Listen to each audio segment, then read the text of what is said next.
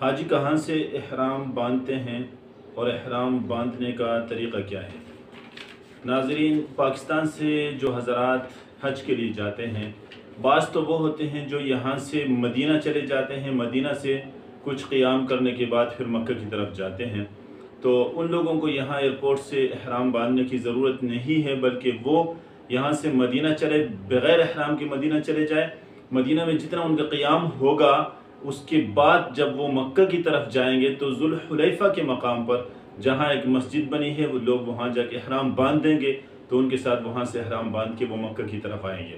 اور جو لوگ یہاں سے ڈائریکٹ مکہ چلے جاتے ہیں، ان کو یہاں ایئرپورٹ سے احرام باندھنا ضروری ہے۔ اصل تو میقات یلملم ہے، لیکن وہاں کا کوئی پتہ نہیں چلتا کہ ان کو معلوم ہوئے بغیر وہ کراس کر لیتے ہیں، اس طرح ان پر قربانی دم واجب ہو جاتا ہے۔ اس لیے وہ اپنے ایئرپورٹ سے احرام باندھ کے چلے جائے، اپنے ہی ملک کے۔ تو احرام باندھنے کا طریقہ یہ ہے کہ مرد حضرات جو ہے وہ اپنے سلے ہوئے کپڑے اتاریں گے۔ غسل کرنے کی اگر وہ ہے، کوئی سہولت ہے تو وہ غسل کریں گے، اگر نہیں ہے تو وضو کر کے 2 چادریں لے لیں گے، ایک تہہ بند ہے اور ایک اوپر جو چادر ہوگی اوڑھنے کے لیے۔ تو اس کے بعد ابھی تک یہ محرم شمار نہیں ہے، احرام کی پابندیاں نہیں لگی۔ اس کے بعد 2 رکعت نفل نماز احرام کی نیت سے پڑھیں گے۔ اب بھی نماز پڑھنے تک بھی وہ محرم شمار نہیں ہے، احرام کی پابندیاں شروع نہیں ہوئی ہیں، تو اس لیے سر ڈام کے نماز پڑھے تو اچھا ہوگا۔ تو نماز پڑھنے کے بعد اب نیت کریں گے۔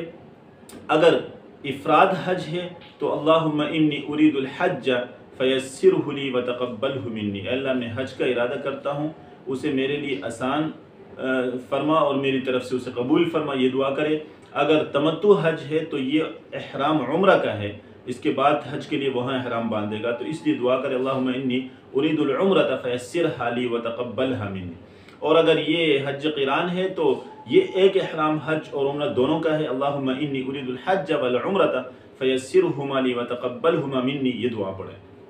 اس کے بعد وہ ابھی تک جو ہے جب نیت اس نے کی، اس کے بعد لبیک اللہم لبیک لا شریک لک لبیک ان الحمد والنعمت لک والملک لا شریک لک، یہ پڑھے۔ اس کے پڑھنے کے بعد اب یہ محرم ہو جائے گا۔ اس لیے بہتر طریقہ یہ ہے کہ چادریں باندھنے کے بعد، نماز پڑھنے کے بعد نیت اور تلبیہ کو مؤخر کرے۔ جب وہ جہاز پر بیٹھ جائے اور جہاز چلنے لگے تو یقینی طور پر اگر فلائٹ ہے تو پھر وہ نیت کر کے تلبیہ پڑھے، کیونکہ ایسا ہوتا ہے کبھی کہ فلائٹ کینسل ہو جائے تو پھر اس کو اگلے دن ہو جائے، اگلے سے اگلے دن ہو جائے، تو اس کو احرام کے اندر رہنا پڑتا ہے، احرام کی پابندیاں کرنی پڑتی ہیں۔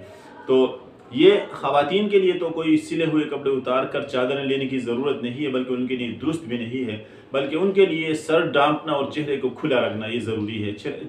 اس لیے وہ ہیڈ ٹوپی ہوتی ہے جس کو عام طور پر جو ہے وہ بازار میں مل جاتی ہے، اس کو لے لے، سر پہ رکھے، اور اس کے سامنے نقاب ہوتا ہے، جو چادر جو نقاب ہے وہ چہرے کے ساتھ نہ لگے، دور رہے، اس طرح چہرے کا پردہ بھی ہو جائے گا اور احرام بھی ہو جائے گا۔ تو یہ احرام باندھنے کا طریقہ ہے۔ احرام باندھنے کے بعد یہ مکہ کی طرف جب جائیں گے تو یہ تلبیہ بار بار ہر جگہ جو ہے اٹھتے بیٹھتے ہر جگہ تلبیہ پڑھنا، لبیک اللہم لبیک، اس کو ورد کرتا رہے۔ اگر یہ عمرہ ہے، مطلب حج تمتع ہے، تو پھر اس نے عمرہ کرنا ہے، عمرہ کے بعد احرام کھول کے حلال ہونا ہے، اس لیے طواف شروع کرنے تک تلبیہ پڑھے، اس کے بعد تلبیہ بند کرے۔ اگر یہ حج افراد ہے تو حج کرنا ہے، یا حج قران ہے تو بھی عمرہ کے ساتھ حج کرنا ہے، اس لیے یہ تلبیہ مسلسل پڑھتا رہے۔ 10 تاریخ کو، 10 الحجہ کو، یہ جو جمرہ عقبہ کبریٰ جو ہے، جو بڑا شیطان جس کو کہا جاتا ہے، اس کو پتھر مارنے کے وقت تک تلبیہ پڑھتے رہے، اس کے بعد بند کرے۔ تو یہ احرام کا طریقہ ہے۔ اور احرام کے باندھنے کے بعد، یعنی چادریں لینے کے بعد، نماز پڑھنے کے بعد جب نیت اور تلبیہ پڑھتا ہے تو انسان احرام کا پابند ہو جاتا ہے، احرام کے وہ تمام پابندیاں آ جاتی ہیں۔ خوشبو لگانا ممنوع ہوتا ہے، اور بال کاٹنا ممنوع ہوتا ہے، ناخن کاٹنا ممنوع ہوتا ہے۔ وہ ممنوعات ہم بتائیں گے انشاءاللہ۔ قدم بقدم ہم احرام سے اب شروع ہوئے، اس طرح ترتیب سے ہم حج کا طریقہ آپ کے سامنے انشاءاللہ بیان کریں گے۔ السلام علیکم ورحمۃ اللہ وبرکاتہ۔